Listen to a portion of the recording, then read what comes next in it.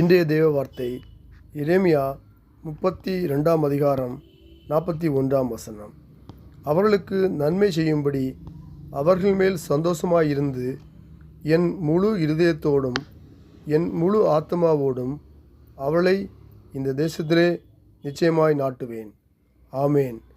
அன்பின் ஆண்டவரே, இந்த ஒரு புதிய நாளை தந்ததற்காக நமக்கு நன்றி செலுத்துகிறோம். நாம் நிர்மூலமாக இருக்கிறது கர்த்தருடைய கிருபை, அவருடைய இரக்கங்களுக்கு முடிவில்லை. அவைகள் காலைதோறும் புதியவைகள் உமது உண்மை பெரிதார்க்கும் வீட்டில் வாசிக்கிறோம். இந்த புதிய நாள் எங்களுக்கு ஆசீர்வாதம் தரும்படியாக ஜெபிக்கிறோம். நீர் எங்களுக்கு முன் சென்று எங்களை நடத்தும்படியாக ஜெபிக்கிறோம். எங்களை பாதுகாத்துக்கொள்ளும்படியாக ஜெபிக்கிறோம். எங்களை பலப்படுத்தும்படியாக ஜெபிக்கிறோம். எங்களை ஆசீர்வதிக்கும்படியாக ஜெபிக்கிறோம். எங்கள் தேவைகளை எல்லாம் சந்திக்கும்படியாக ஜெபிக்கிறோம். ஆண்டவரே, நம்முடைய சமூகங்களுக்கு முன்பாக சென்று வழிநடத்தும்படியாக ஜெபிக்கிறோம்.